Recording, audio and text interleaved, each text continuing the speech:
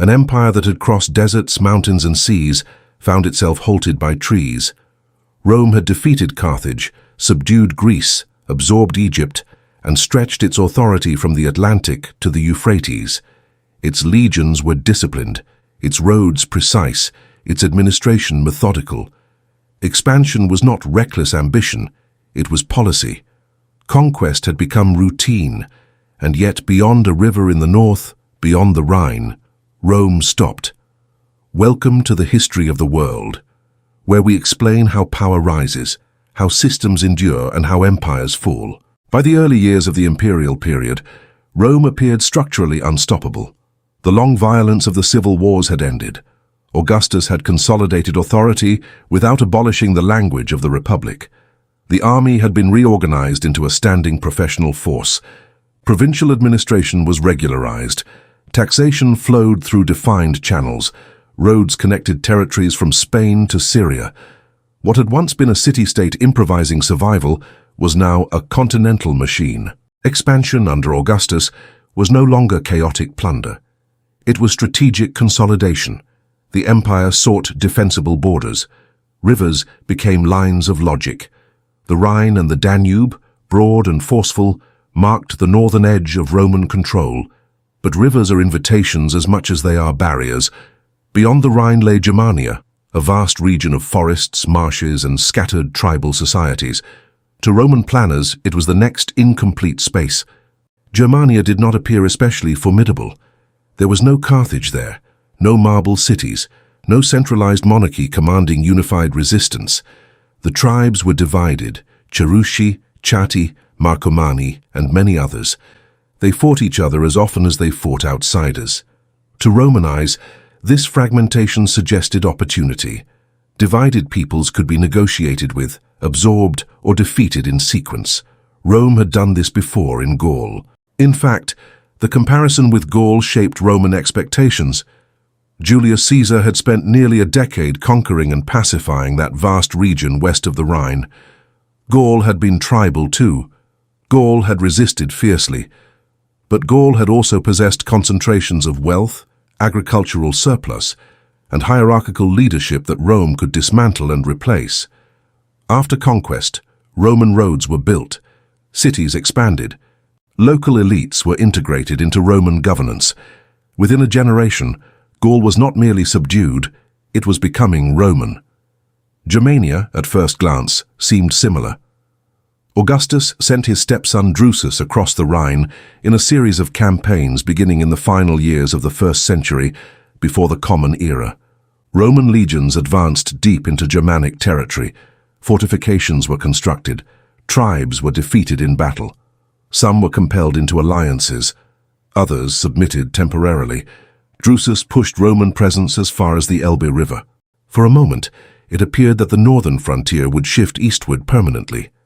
After Drusus's death, his brother Tiberius continued operations. The pattern repeated: advance, intimidate, negotiate, withdraw for winter. Rome did not yet aim at annihilation. It aimed at incorporation. The assumption was simple, and at the time, reasonable. Germania could be reorganized into a province, taxed and administered like others. Roman law would extend gradually. Local leaders would be offered status within the imperial system. Roads would connect the forests, forts would stabilize the region, the frontier would move. At the time, this seemed inevitable. But beneath the surface, the structure was different. Germania was not Gaul. Its population density was lower. Settlements were scattered rather than urbanized. There were no large towns to seize and convert into administrative centers. There was little coinage. Wealth was measured in livestock, land access, and reputation. Authority rested in personal loyalty rather than permanent institutions. To Rome, this meant fewer immediate targets. There were chiefs to negotiate with, but no capitals to occupy.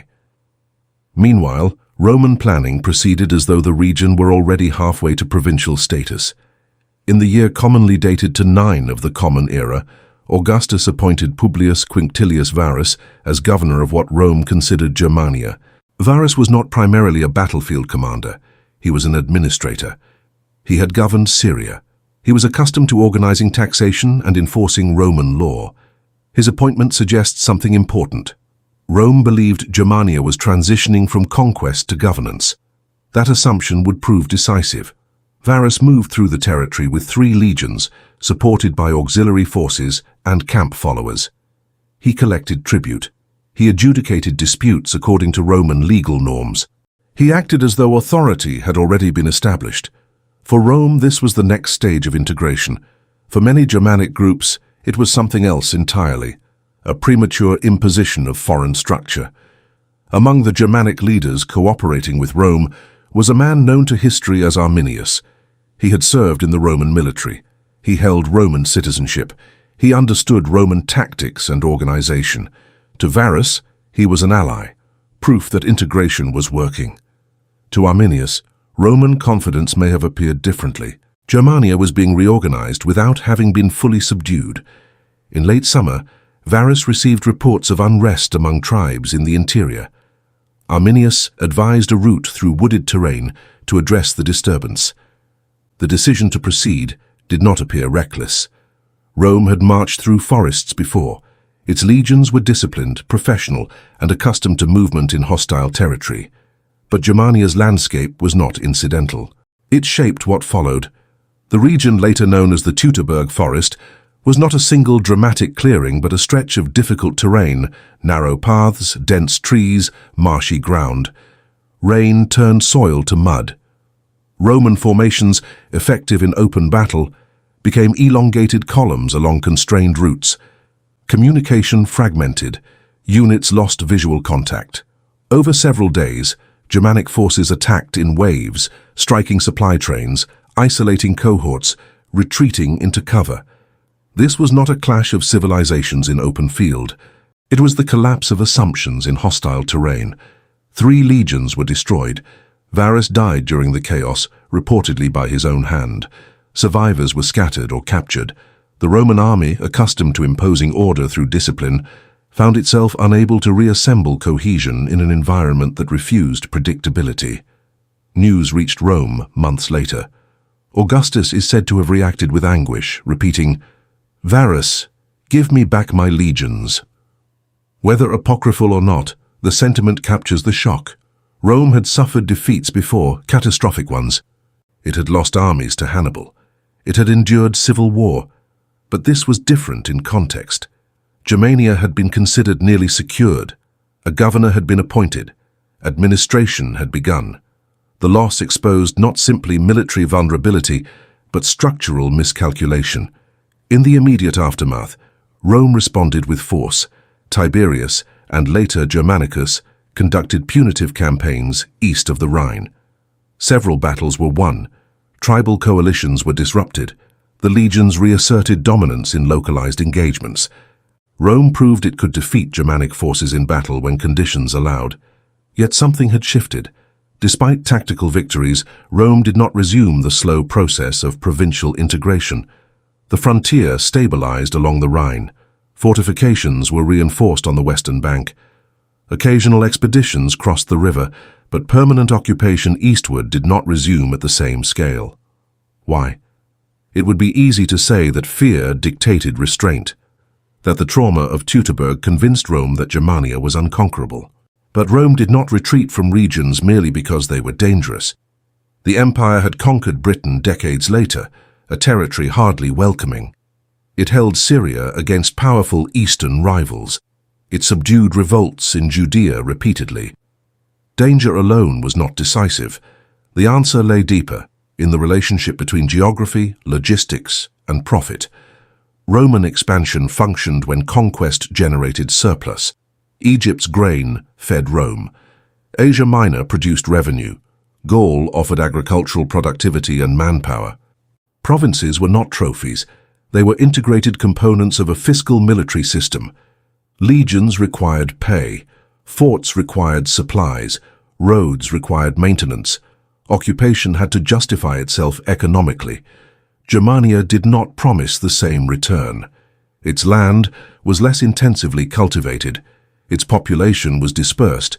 Its trade networks were not urbanized in a way Rome could easily harness. To control the territory would require extensive military presence without clear taxation infrastructure. Roads would need to be built across challenging terrain. Garrisons would have to be supplied over long distances, and even then, what would be extracted? An empire that taxed the Mediterranean could not tax a forest.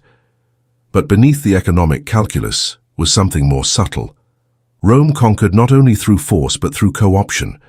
In Gaul and elsewhere, local elites were offered status within the Roman order. They sent sons to be educated in Roman ways. They adopted Latin for administration. They built cities in Roman style. Over time, they became stakeholders in imperial stability.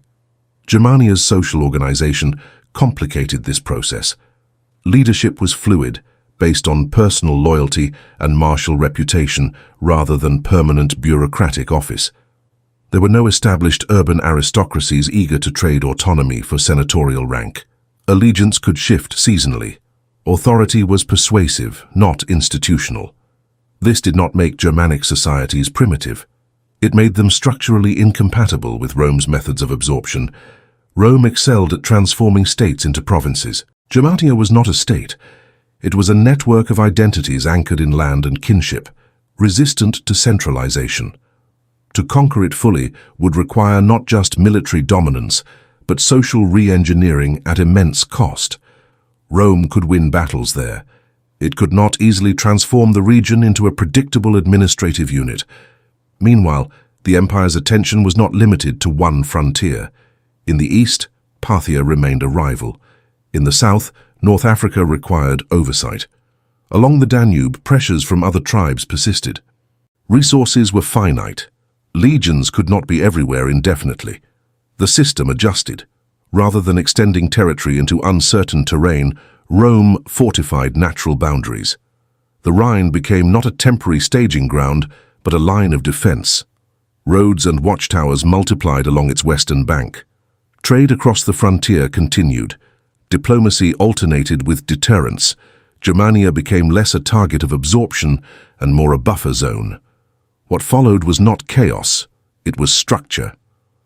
Rome recognized that its power depended not on limitless expansion, but on sustainable control. Expansion had limits not only of strength, but of design. Germania revealed one of those limits. Yet the story does not end with Roman restraint. Over the centuries that followed, interactions across the Rhine persisted. Germanic individuals served in Roman armies. Trade moved across frontiers. Cultural exchange occurred in both directions. The boundary was permeable, even as it was defended. And still, the forest remained outside. In time, pressure from Germanic confederations would contribute to transformations within the empire itself. But that belongs to another chapter. For now, the essential point stands. Rome did not fail to conquer Germania because it lacked courage or capacity. It halted because conquest there did not align with the logic that sustained the empire. Power, even at its height, encounters environments it cannot easily convert. Rome's strength was not merely military discipline, it was administrative absorption. When the empire moved into a region, it did not simply station troops and extract tribute. It built roads that allowed legions to march in weeks rather than months. It founded colonies populated by veterans who tied their future to Roman stability. It measured land for taxation. It standardized law. It encouraged local elites to compete for imperial favor. Over time, conquered territory ceased to feel conquered. It became invested. That system required predictability. It required fields that could be surveyed, harvests that could be counted, cities that could host courts and councils. It required local leaders who benefited from cooperation more than resistance. The Roman frontier was not just a line of forts, it was the outer edge of a web of incentives.